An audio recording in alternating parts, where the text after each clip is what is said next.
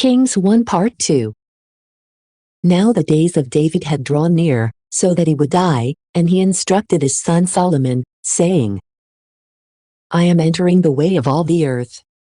Be strengthened and be a good man. And observe the care of the Lord your God, so that you walk in his ways, so that you care for his ceremonies, and his precepts, and judgments, and testimonies, just as it is written in the law of Moses.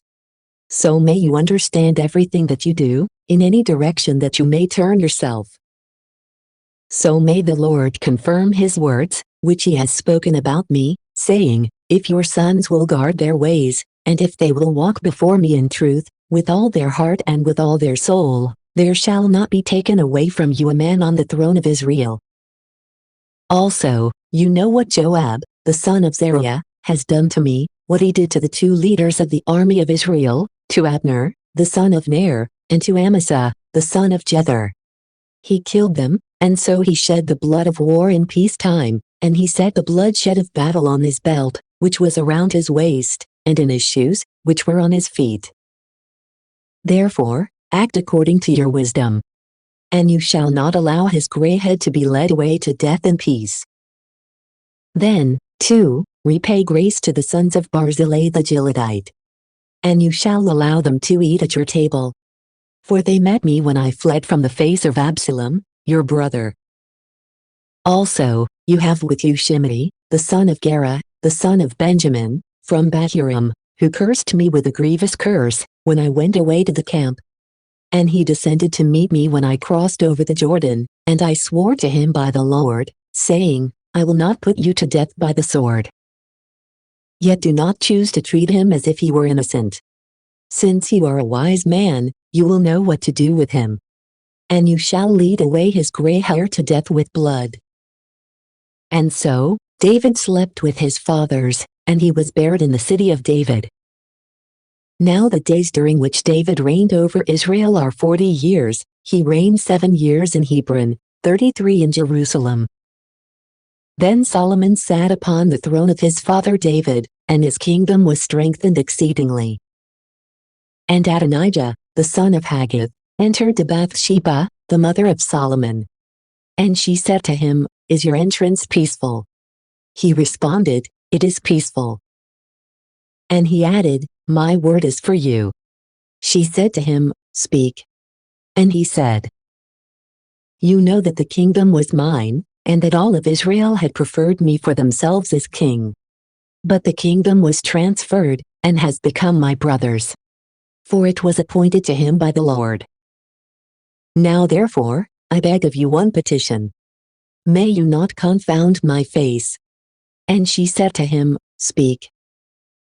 And he said, I beg that you may speak to King Solomon, for he is not able to refuse anything to you, so that he may give Abishag the Shunammite to me as wife. And Bathsheba said, It is well. I will speak to the king on your behalf. Then Bathsheba went to King Solomon, so that she might speak to him on behalf of Adonijah. And the king rose up to meet her, and he reverenced her, and he sat down upon his throne. And a throne was stationed for the mother of the king, and she sat at his right hand. And she said to him, I petition one small request from you. May you not confound my face. And the king said to her, Ask, my mother. For it is not right that I turn away your face. And she said, Let Abishag the Shunammite be given to Adonijah, your brother, as wife. And King Solomon responded, and he said to his mother, Why do you request Abishag the Shunammite for Adonijah? Why not request the kingdom for him? For he is my older brother, and he has Abiathar, the priest, and Joab, the son of Zeruiah. And so King Solomon swore by the Lord, saying, May God do these things to me, and may he add these other things. For Adonijah has spoken this word against his own life. And now, as the Lord lives, who has confirmed me and placed me upon the throne of my father David, and who, just as he said, has made a house for me, Adonijah shall be put to death this day. And King Solomon sent by the hand of Benaiah, the son of Jehoiada, who put him to death, and so he died. Also, the king said to Abiathar, the priest, "Go into Anathoth, to your own land, for you are a man worthy of death. But I will not put you to death this day, since you carried the ark of the Lord God before David, my father, and since you have endured hardship in all the things for which my father labored." Therefore, Solomon cast out Abiathar, so that he would not be the priest of the Lord, so that the word of the Lord might be fulfilled, which he spoke over the house of Eli at Shiloh.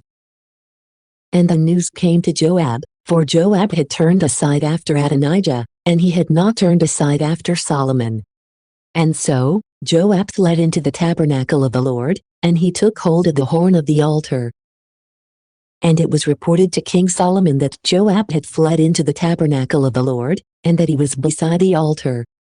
And Solomon sent Benaiah, the son of Jehoiada, saying, "Go, put him to death." And Benaiah went to the tabernacle of the Lord, and he said to him, "The king says this, come out." But he said, "I will not come out. Instead, I will die here." Benaiah sent word back to the king, saying, "Joab said this, and he responded to me in this way." And the king said to him, "Do just as he has said. And put him to death, and bury him. And so shall you take away the innocent blood, which was shed by Joab, from me and from my father's house. And the Lord shall repay his blood upon his own head. For he killed 2 men, just and better than himself, and he killed them with the sword, while my father, David, did not know it, Abner, the son of Ner, leader of the military of Israel, and Amasa, the son of Jether, leader of the army of Judah. And their blood shall be turned back upon the head of Joab, and upon the head of his offspring forever. But as for David, and his offspring and house, and his throne, may there be peace from the Lord, even unto eternity." And so Benaiah, the son of Jehoiada, went up and, attacking him, put him to death. And he was buried in his own house in the desert. And the king appointed Benaiah, the son of Jehoiada, in his place over the army. And he appointed Zadok, the priest, in place of Abiathar. Also, the king sent for and summoned Shimei, and he said to him, "Build a house for yourself in Jerusalem, and live there. And do not depart from that place to here or to there. For on whatever day you will have departed and crossed the torrent Kidron, know that you shall be put to death. Your blood will be upon your own head." And Shimei said to the king, "The word is good. Just as my lord the king has said, so will your servant do." And so Shimei lived in Jerusalem for many days. But it happened that, after 3 years, the servants of Shimei fled to Achish, the son of Maacah, the king of Gath. And it was reported to Shimei that his servants had gone away to Gath.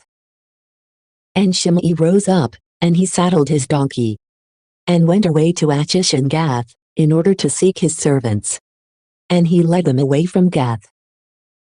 And it was reported to Solomon that Shimei had gone away from Jerusalem to Gath, and had returned. And sending, he summoned him, and he said to him, "Did I not testify to you by the Lord, and warn you in advance, on whatever day, having departed, you go forth to here or to there, know that you shall die?" And you responded to me, "The word that I have heard is good." Then why have you not kept the oath to the Lord, and the commandment which I instructed to you? And the king said to Shimei, "You know all the evil, of which your heart is conscious, which you did to David, my father. The Lord has repaid your wickedness upon your own head. And King Solomon shall be blessed, and the throne of David shall be established before the Lord, even forever."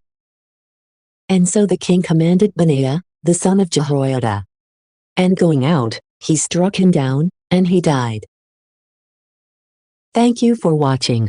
If you like the content on this channel, please press subscribe, the like button or comment below. We'd love to get your tips. See you next time.